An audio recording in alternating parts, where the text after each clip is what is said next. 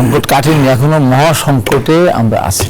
সরকার যেন আমাদের গ্রহণ করতে চাচ্ছে না। জোট গঠনের একটা চেষ্টা আপনাদের আছে এবং আপনারা জাতীয় সরকার গঠনের কথাও বলছেন, আসলে এই বাস্তবতাটা কি? আমার বক্তব্য খুব পরিষ্কার।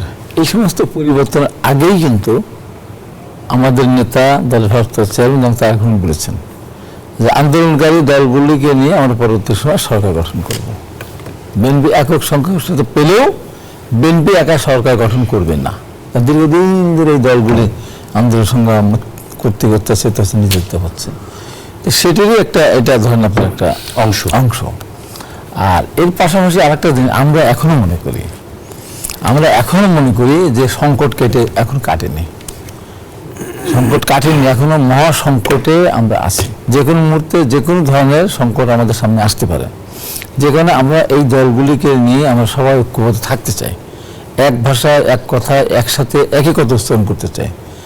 এখানে যদি আমরা ভিন্ন ভিন্ন হয়ে যাই, যেমন কিছু কিছু রাজনৈতিক দল দেখতে পাচ্ছি আমরা, যে ধরেন যারা বিএনপির আশ্রয় পড়ছে, লালিত পালিত হয়েছে, যে কারণে বিএনপিকে বহুদিন এই কথা শুনতে হচ্ছে এবং এই বাংলাদেশ যতদিন থাকবে বিএনপিকে ততদিন সেই কথাগুলো কিন্তু শুনতে হবে। আমরা আপনাদের দলের সিনিয়র যুগ্ম মহাসচিব তার আজকে একটা বক্তব্য দেখেছি যে শিক্ষা প্রতিষ্ঠানে একটা রাজনৈতিক দলকে ইঙ্গিত করে সরাসরি বলেছেন এবং দীর্ঘদিন আপনাদের মিত্রও ছিল তারা। আমি সেটাই বলছি যে দীর্ঘদিন ধরে, এবং এটা ম্যাডাম খালেদা জিয়া দেশে আপসের নেত্রী ছিলেন, তার সরকারের সময় নিয়ে এই সরকারকে নিয়ে কিন্তু বহুদিন আমাদের প্রশ্নের সম্মুখীন হতে হবে।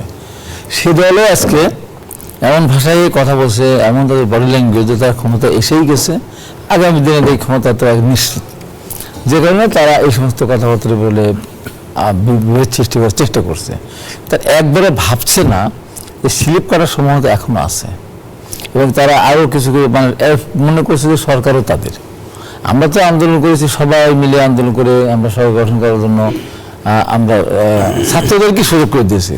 ছাত্ররা তাদের পছন্দ মতো প্রধান উপদেষ্টা নিয়োগ করেছে, আমরা কিন্তু বাধা দেয়নি। এবার প্রধান উপদেষ্টা তার ইচ্ছা মতো যাকে ইচ্ছা তাকে, যেখানকার ইচ্ছা সেখানকার মানুষকে দিয়ে উনি সরকার গঠন করেছেন। আমরা তারপরে ওয়েলকাম করেছি, আমরা বলেছি যে এই সরকারকে সফল করতে হবে।